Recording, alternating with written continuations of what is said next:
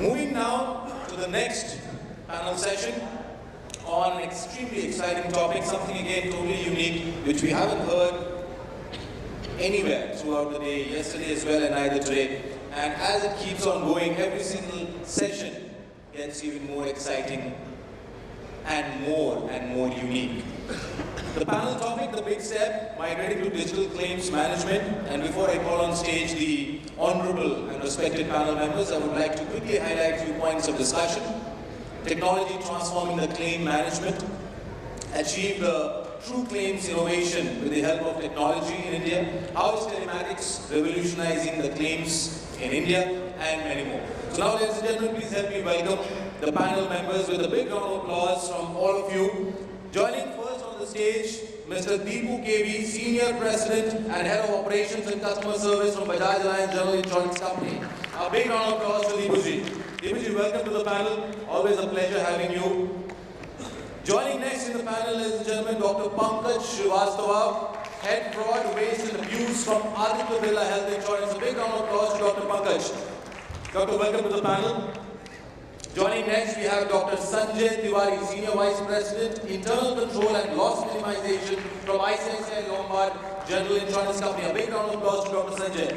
Please take the panel, Dr. Sanjay. Joining next, we have Mr. Nitin, Chief Technical Officer of Edelweiss General Insurance Company. A big round of applause to Nitin. Nitin, welcome to the panel. Please take a seat. And now, ladies and gentlemen, our honorable moderator for the panel, Mr. Palaniswamy, Head of Fraud and Security Intelligence from SAS. A big round of applause to Mani. Mani, welcome to the panel. All over to you, Mani. Looking forward to a great session.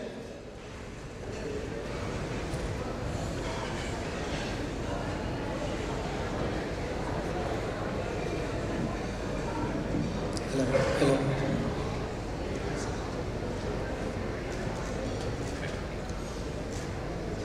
Good morning, everyone. It's been a pleasant day and it's a wonderful platform. We have definitely an experienced panel in our board now. Thank you for every one of them who made it to this. What we will be focusing on today is the steps towards digitalizing the claim management process. So it would not be just fair just talk about the technical steps of claim digitalization. What we would like to cover is why digitalization, what it takes, and what are the downside of even digitalization. Those things we would like to cover in detail with our experienced panel. So I'm doing moderation for the first time, so I'm not going to take enough style of saying insurance industry wants to know. So let me start with Mr. Nitin. Mr. Nitin, what I would like to first start with is when it comes to the claim digitalization process, we know the drivers. The drivers are COVID. Recent past is COVID, and of course, this being a cost-sensitive industry, more and more digitalization brings many internal benefits to the insurance firms. So, what I would like to start with is how it is impacting the industry in terms of customer touch points, systems involved. What kind of systems are required to get integrated in the claims digitalization process? Can you throw some light on the system side of it? Thank you, Mani. And this was sponsored as they said I am from representing Edelweiss. Basically, I represent Zuno Insurance Company. Those one and the same thing. We just have rebranded ourselves as a Zuno Insurance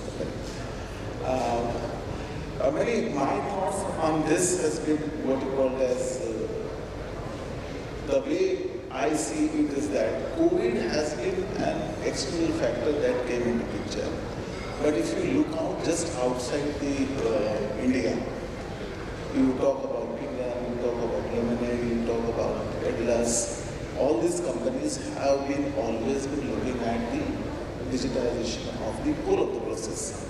While claims may be part of it, what I suggest, what I rightly in fact think about it is that it's basically the customer experience. And we are talking about customer experience. The customer experience is not only at the time of claims, though I agree. The movement of truth that we always call about is looking at the time of the claim. But it is the customer journey that we have to see, and that it starts from the first step of propose or what we are talking about solicitation, and till the time it is being materialized.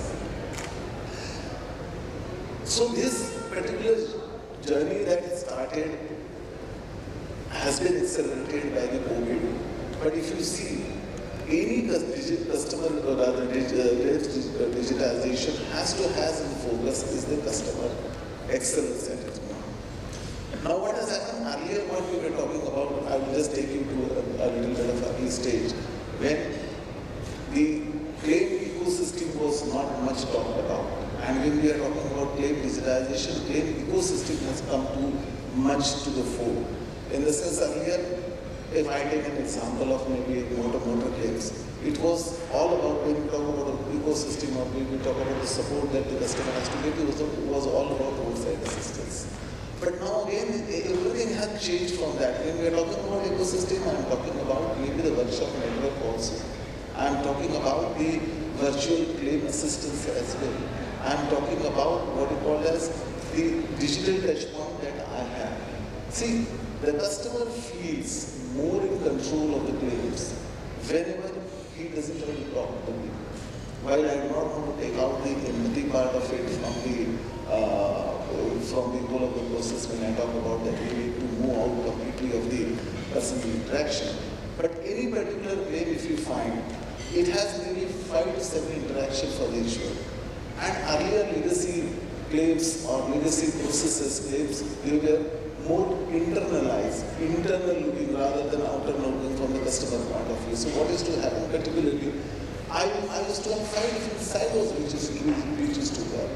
So I have a customer service department where if someone calls what is happening on the claim, then there was someone who is doing the survey, then there was someone who is doing the claim processing, then there was someone who is going back and giving the initiative the communications. So all these 4 or 5 touch points which were absolutely working in the silos was putting a very fragmented and disjointed claim experience to the customer. And when we are talking about this customer experience here, so any process, any digitalization, because as I feel, although I am not a technology person, let me admit it, as I feel what I have seen from the technological people like you, is that nothing is impossible for technology today. So anything and everything you talk about, taking 5 different, what you call as in the ecosystem, 5 different elements of the ecosystem, making it coming under the one is absolutely what is possible. What we need to do and what is required is the culture of looking for the customer. It was earlier completely inward looking. It is now has to be completely outward looking. Technology, I am sure, is going to help us in making changing our outlook for the customers. Thank you. That I would like to again digest the facts. It's quite a bit of information. So what you are emphasizing is claims management digitalization doesn't start with the claim process. It should be thought through end-to-end, considering the target customer experience rather than just looking at only claim management process to be automated. So that's a message I can gather. So thank you for that. So let me now switch to Dipu. So he has been spending a lot of time in innovating new products in compliance with regulatory requirements and all this. So what I would like to understand is, yes, of course, Dipu said benefits are there externally for customer experience, but internally, when it comes to claim digitalization, how it helps internal benefits in terms of customer firms, insurance firms manage to contain cost, innovate a product which is much more compelling from a delivery standpoint. So maybe we can throw some light on that from an innovation side. Okay. So you just want to check, can you hear all of us? Okay. So morning everyone. And before we start, just one joke on you said it. First time you're moderating. So I remember a joke. There was a patient who went to a doctor and said, my first operation. The doctor said, don't worry, it's my first operation as well. So essentially, from an internal perspective, right, if you look at claims, you see, ultimately good employee experience is what leads to good customer experience, right? So especially when the pandemic happened, right, and that's what referred to earlier as well, is how do you service customers when you're sitting at home, right? Somebody crashes a car or somebody needs to go to the hospital. I'm talking about motor and health because these are the biggest lines of business in general insurance. So if you enable employees in a manner that, they are able to, continue to service customers, that's when you also have the same internal benefits that customers, experience. So for example, let's take, motor claims, which people in the industry would know about, but maybe there will be audience members from outside the industry who may not be aware. So earlier, if you crash your car, what would you do? You would have to go to the insurance company, ask for a surveyor, you come to the site of crash, assess the extent of damage, submit a report, and then the claim gets paid. Today, in many cases, up to certain amounts, you don't have to call a surveyor. In case you crash your car, unfortunately, you can just take photographs and upload them using the mobile app. The AI engine at the backend will assess the extent of damage and convey the amount to you. It happens in a matter of minutes, and you convey your consent and the amount is transferred. So this helps the customer, but if you see even internally, it's also helping employees. They don't feel helpless, that I'm not in a position to not service my customers, because of, various considerations. And similarly, if you look at, health insurance, there are a lot of documents and, files need to be moved. So during the pandemic period, what everybody learned was, how to again digitize the whole process. So many firms launched, internally, for example, we call it claim directly, where again all you have to do was, scan the documents and upload them using the mobile app, and then the firm, scans and scrutinizes the documents, and then, the money is paid out. So good customer experience and good employee experience are two sides of the same coin, because, both start to benefit, whether it's from a cost perspective, whether it's an effort perspective, or, time to market, or, speed of fulfillment perspective. Thank you, Dipu sir. So again, the lines which I can read in between is definitely there are internal benefits, but at the end of the day, it is time to intelligence. So customers' expectation in terms of serving a claim in a timely fashion is met. So that I can definitely read in between lines. So let me move on to Mr. Pankaj sir. So Mr. Pankaj, following this, anyway now we have established the benefits behind the claim digital automation. So I would like to understand more from a health and life perspective, what kind of broader benefits, because that health and life sector is more closer to people life and the turnaround time. So how the expectation from customers is changing, and also the ecosystem like the intermediaries like hospitals are adapting to this change. We would like to hear from you, sir. Morning friends and dear panelists. So before I answer your question, I would like to tell about certain facts that could be eye-opening for most of you. That 8.5% of total insurance company revenue every year is lost because of the fraudulent claim. And out of 100% fraud which is happening every year, that 86% fraud is happening into the life insurance sector, 14% fraud which is happening into the general insurance sector. Out of that 14% fraud which is happening is mainly because of 70% out of 14%, 70% fraud is happening because of falsifying document. And there is a survey showed also that this is the different analytics shows that survey showed between 2 to 12 lakh rupees where the maximum fraud is happening. Also that psychology, this is a study done on the fraudster, that psychology of fraud management, they have done only 4% people who has committed fraud was a planned fraud. 50% fraud was opportunistic fraud. So both health insurance and life insurance fraud, I can see it is the opportunistic fraud. And when the customer has given a chance, he used to claim that. Like I can put two examples are different kind of the fraud which is happening into the life insurance and general insurance sector. Like life insurance sector, people used to insure the death insurance. Life person putting for money, they are putting that for the sake of money, they are putting self-policy and claiming to insurance company. Like death insurance, disease person, cancer patient getting insured for early claim, benefit from the life insurance sector. In general insurance, we got non-disclosure, pre-existing non-disclosure, impersonation, complete fraudulent file is made. I would like to put two examples, one from the life insurance sector, where insured was need of money for his daughter's marriage. And he was having done term plan. He put his DC to claim to the insurance company. And luckily that LIC settled also. Later on, they have done certain project and they came to the person is alive. During pandemic, it was a mandate from the IRDA that all insurance company has to settle the claim or the scan copy of the document. There is a one insured call who has purchased policy from 22 insurance company, and same set of the document he has sent to 20 insurance company. He used to go immediately after putting the claim, he used to escalate matter to IRDA so that this case should not go to the investigation. Because of IRD escalation, out of 20 insurance companies, 17 has settled the claim. Later on, IRD written the mail to all insurance companies stating that this fellow for the same claim is writing to 10 different insurance companies. Please look, it looks suspicious. And 3 companies later on from the mail from the IRD, they have rejected the claim. 2 company, there is he didn't, after that he didn't dare to claim. There is a lot of scope in managing in fraud from the claim digitization. As when we see the fraud claim, it is from particular geography, particular state, particular pin code, particular doctor which is involved into the fraudulent claim, particular pathologist, particular set of the insured, particular lower sum insured, which is helping into the fraudulent claim. And with the help of digitization, I guess there will be a lot of scope in enhancing the fraudulent trigger. And there are tools in the market which help in detecting the fraudulent claim, falsified document, and we can control very much control.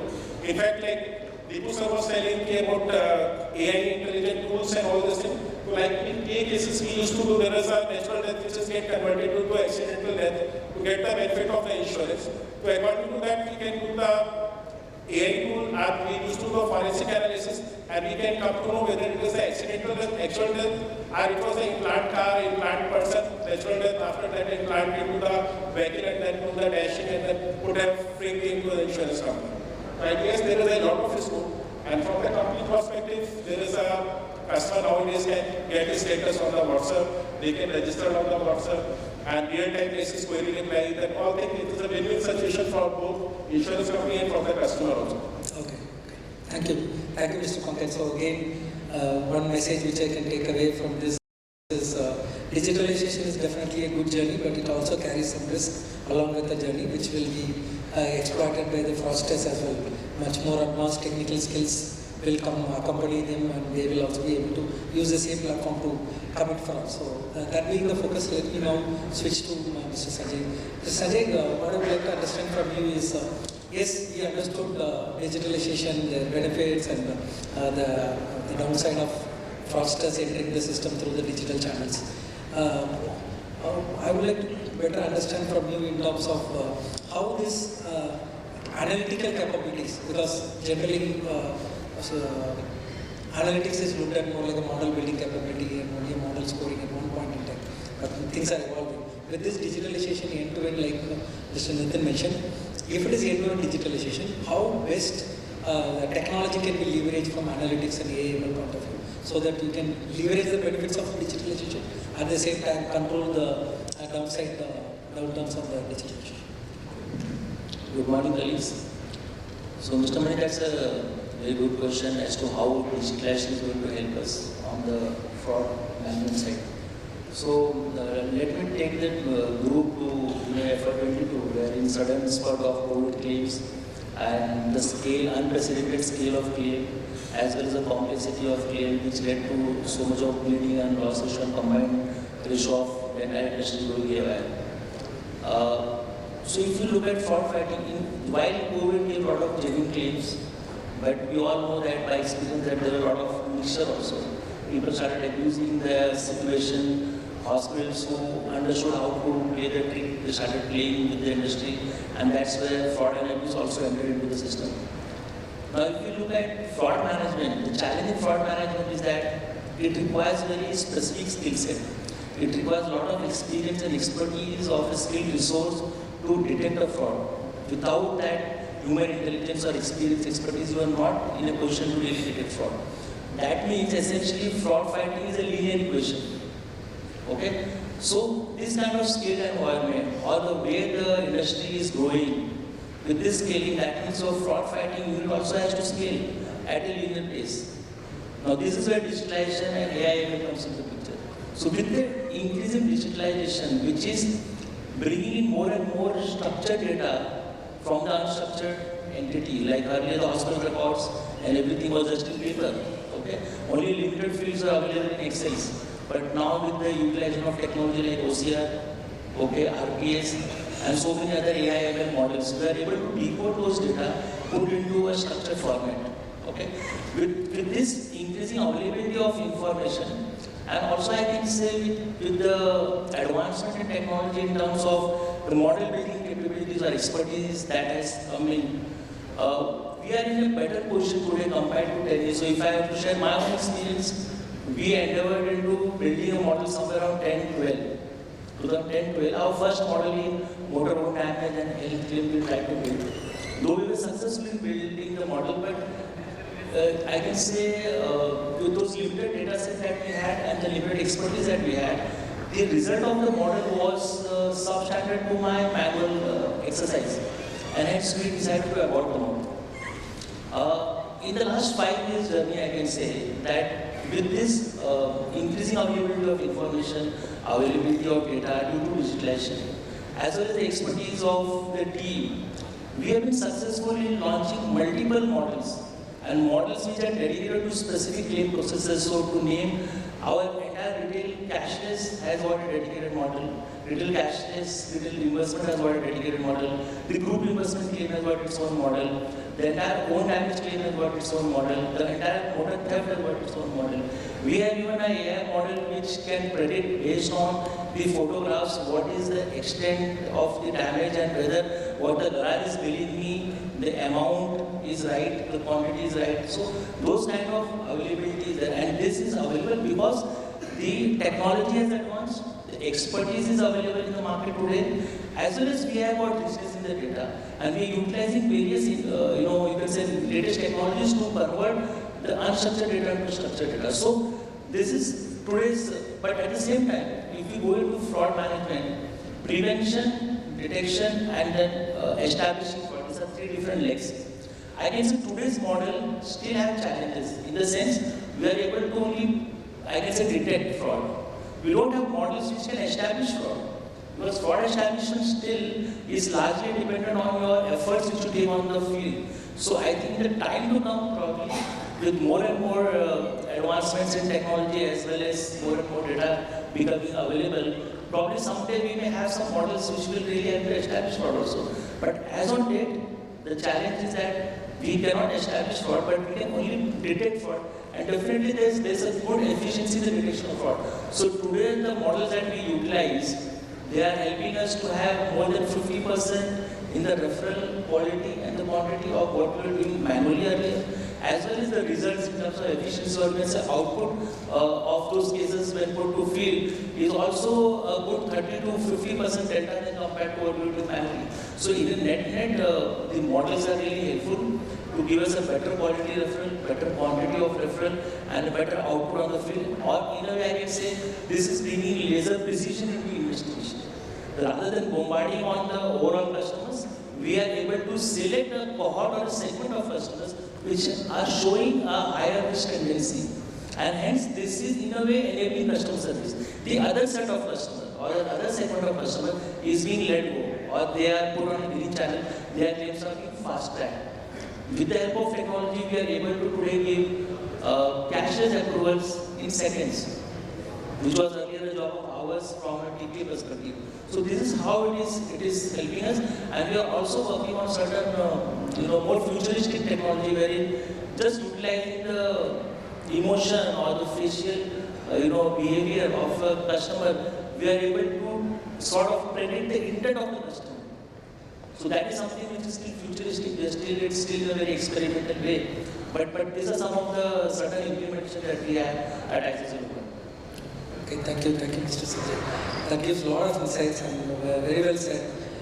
Detection is very different from establishing the fraud. So I can resonate well because some of the life insurance customer discussions and interactions, what we have, the section 44 emphasizes establishing the fraud, not just detecting. You might detect, you might have to establish the fraud, otherwise the claim cannot be replicated. So that goes very well with the concepts that you explained. And in between, you also mentioned that the predictive at the onboarding stage. So this is also one of the emerging requirements that we are hearing in the market. Customers at the onboarding stage, the claim history data should be used at the underwriting stage, and there could be some external data coming in, the research and all this. So I can resonate this well. So now that we agreed that digitalization is good and a lot of benefits comes along with it, we should also try to leverage very few minutes left. We should also try to harp upon the point point of data availability, because that's one of the repeated challenges that comes to us when we present our solution and offering to our customers. Customers talks about the gaps in their data or how to bridge the gap and what kind of integration they can make with the external data points to validate independently. So this is one of the areas I would like to develop. Rather than picking one person, everybody is champion in your area. So I would like to just open as an open question to how the data challenge is being foreseen in terms of this digitalization journey. I'd like to answer, sir, that earlier we used to get whatever the data we used to get from the field, from the customer, very limited. And we don't have any planned structured way of sharing the data. Like earlier I quoted the example that insurance, where one can purchase the same policy from 22 insurance companies. So data sharing was the big challenge, and if you go to the legal team in your company, they will say, no, this is the Policy Protection Act, you cannot share customer data to the other insurance company. Only if I have contact with you, then you will share the information on the WhatsApp or something, nothing on the mail, because it will get contact by security person into the organization. Good thing about that, in life insurance sector, that Insurance Intelligence Bureau, there is a very plan, very structured. Insurance company, they can use their subscription and they can use for a data sharing. Now they have also started with life general insurance sector. I think 2 months back I've just seen that a lot of movement is happening into the general insurance sector. Insurance Intelligence Bureau is coming with, in fact nowadays we used to get daily indication that 20-30 customers which are also claiming to the other insurance company, kindly check your claim whether it is also matching with your claim data or not. So a lot of good things is happening into the claim listization, and a lot of data sharing is started at GIL, which was earlier not there. So I guess in the increasing scope, there is a lot of scope and improvement with data sharing, and which has been controlling the fraud and hence the customer experience better. See, we again have to little bit look back into this. The whole of the insurance has been evolving, not for us, but for the world as well. So if I take you maybe another 10 years back, if I have to insure one motor, what we call as vehicle, what sort of one I was looking at for rating? I was only looking at two, three make model, engine capacity, and this. So, in any case, what was happening then, that the collection of data at that point in time was very bigger, and which was based only on what is required. Now, as vertical has developed, as you broadcast, and as more and more people come into this field, you look at what are those factors, rating factors, basically. Here I am talking about. Of course, those will get translated into the claims, frauds, everything. But what are those factors with rating and understanding the risk? Earlier, asset was a risk, person was not a risk. Now, everything has been changed, and we is becoming the person. We look at the risk of the person as well.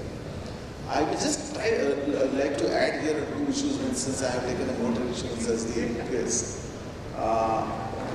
We as in our company, what we have devised is a switch product, which is the motor insurance product, which is completely based on telematics. Now, apart from the asset feature, what is more, another feature that it incorporates and in real time it's monitored is your driving habit. Where are you driving? Which area you are driving? How are you driving? Whether it's a very, very what we call a sharp turn you are taking, lane change, hard braking, sudden acceleration. And these are all things which are now coming up back to us where it's a real time, where we are in a position to give the driver a score on the same. And we also have devised our policy in such a way that his next month premium gets adjusted. So what I want to push forward point here is that, see, data isn't evolving. Earlier, CIBIL score was, no one was looking at CIBIL score. Today, CIBIL score has assumed importance. There is a talk now in the insurance industry which is going that we should also have customer rating for this. So data set is evolving. Now I would say yes, all insurance companies has good number of data feeds which have been available. just want to add to what Nitin sir has already said, that basically see, data capturing has to be thought through by the industry as well as the individual organization, depending on the goal or the objective of the organization. And this requires a lot of discipline. And really, the leadership team has to really put themselves behind this goal. So I just share an example, say motor third-party claims. So typically everybody would just capture the FIR number or the charge sheet or there's a claim number code and that's it. So you won't have data more than this available in the company. And data is there, it's there in the file and which cannot decode fully. But we made this practice some couple of years back, maybe 5-7 years back. But we want to understand why accidents are happening and how they're happening. So we started capturing the types of road. Whether it's a straight road, it's a kacha road, it's a pakka road, it's a hairpin bend, it's a sharp curve, 90-degree curve, what kind of curve it is. And what kind of accident, whether it's a head-on collision or hit from behind, hit from right, left. So that level of micro information is available in our claim register. And this data is not a free text. It's a drop-down. So when you capture data, it has to also have certain discipline and quality. The data needs to have depth and width both. When I say depth and width, means the richness, granularity, and the accuracy. Unless you have this richness, granularity, accuracy, data is like garbage. And if you put in this into your model and you expect magic to happen, it's not going to happen. The model will also be your garbage. And that's where I think most of the people struggle. They expect wonders to happen from the model, but because they don't have enough data or the right set of data, the interpretation from the data is not drawn out or it's not culled out. And hence you struggle to get the right output from the model. In order to get efficient models running, you need to have the right set of data and a way to interpret. And hence, thinking through each data. So I can give you numerous examples like this. So this is like on motor TP. Similar health. How many organizations today capture the data to the level of, say, a doctor, his registration number, the PIN code at which he is practicing, and so on and so forth? How many of them capture the pharmacy TIN number or registration number, or a pathologist and so on? Because fraud is happening at that micro-entity level. Or it's not just fraud, it's the behavior of the doctor or the pathologist or the pharmacy. Unless you have that micro data, how will you project or predict in the future or say what is the behavior? Is this a good doctor? Is it a good pharmacy? Is it a good pathologist? Should I pay it immediately within a fraction of a second? Or should I hold this case, examine this case and then pay the claim? So all this decision making can be done and your models can be efficient if you have this kind of micro level of variables of data. And hence to measure the efficiency of the models that we have had, we always made a benchmark that the first version of the model has to be minimum equivalent to my manual version. Whatever I am able to get efficiency manually today, the model cannot be less than that. And if an upgraded version of the model comes, it has to be better than the previous version. Unless and until the model has got no meaning. We don't want to make models just to feel we are happy that we have made something. This model has to be much more efficient than my previous version of model or my previous manual existing process. Unless I get a delta over it, there's no point in making these models. And in order to make this model efficient, the data has to be right. That's my limited point. Time, right? Yeah, so maybe just in 20 seconds, I think KYC is a differentiator. And today, the customer gives an inch, you can take a mile to estimate third-party sources and complete the picture. The third is because the digital footprint of data available right today. The challenge today is different compared to the earlier. I'll take it as close as that. Thank you, everyone. Maybe I'm a light about. Customers are also going digital. A couple of days before, my elder brother called me and he said he's installed a camera on his car, front camera. I asked him why. He said he will manage the claims better. So it's a 10 days of history he can store. So that's a light note. That's it. I think we should. Thank you so much. We should.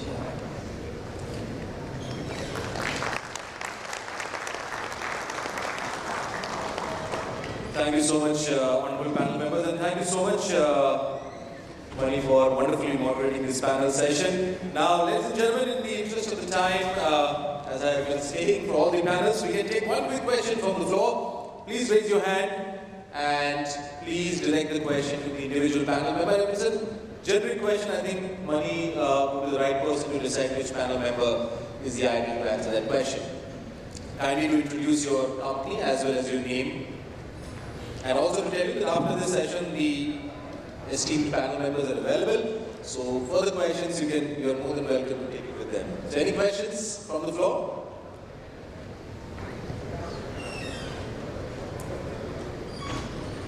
Okay, we have one question there. Sir, I request you to please keep your hand raised.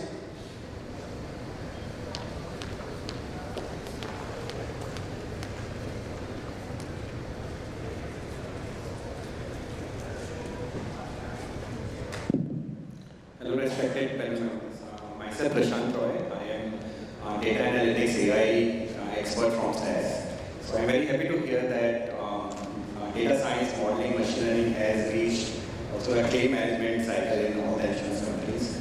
And more models are being built. Like you mentioned, sir mentioned around having model for TP, loan damage, and then different kind of model for all of these processes. So I believe with the more number of models, more responsibility of managing them, also keep monitoring them, versioning them, and all these things also comes to our plate, right? So I just wanted to understand that whether insurance companies have already taken some measures, or is there a framework how you guys are governing your models which are already in place? Like sir mentioned that accuracy of the model has to be keep on increasing. But even if you want to keep it at the same level, you have to do so much management of the models to keep it running as it is running. So what are the steps that insurance companies are taking to govern and manage the models what are already there? I think that's a good question. So basically, practically what we do is every 2 quarters, we evaluate existing model and we use the fresh data that we have and we try to rerun the model and see if any new pattern gets detected and we can, upgrade this. And we also try to figure out what new variables we have been successful in capturing and is there any new, variable or something which is giving traction to the model. Can the efficiency, of course, as you said, the challenge is to hold on and to better it. We cannot go down. So that's the challenge that we take always. And so far, touch wood, all the versions that we've had, the last 5 years, they have been upgrading every 2 quarters. Just to add to Sanjay sir's point, that AI model is a self-learning model. So wherever that month on month it will keep on learning from this mistake, whatever the false positive is there, so it will get decreased. And in ABHI, we are working with the VIO team, so we are constantly reviewing our model on a quarterly basis. Model effectiveness just keep on increasing and we keep on building different model like product based. If it lead to the product based model, it will get a good result. And with the time it is improving. We have not seen any downward trends. Thank you, panel members, for answering that question. And ladies and gentlemen, I would now like to call on stage Mr. Vikas Mishra, Head of Growth Market from SAS India, to kindly felicitate our panel of experts here. Thank you so much, Vikas. And we'll start first with Mr. Dipu KV, Senior President, Head of Operation and Customer Service from Bajaj Allianz General Insurance Company. Big round of applause for Mr. Dipu for his wonderful contribution in the panel.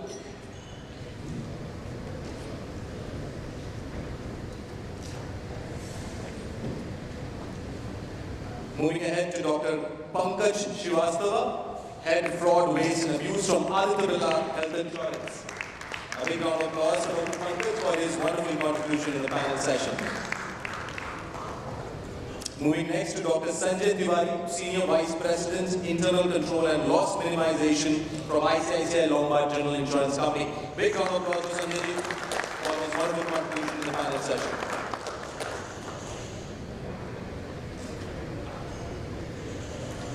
Moving next to Mr. Nitin, Chief Technical Officer from Edelweiss General Insurance Company. Big round of applause to Nitin for his wonderful contribution in the panel session.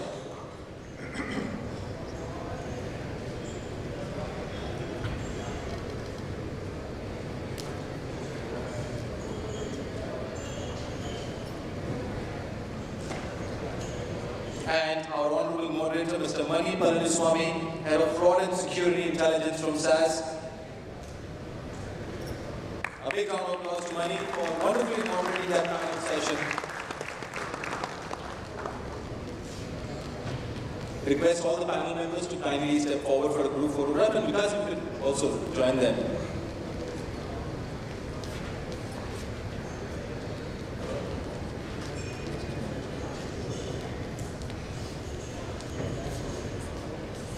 Thank you so much, all the panel members. Ladies and gentlemen, that was the big step, migrating to digital claims management panel, wonderfully moderated by Mr. Pani.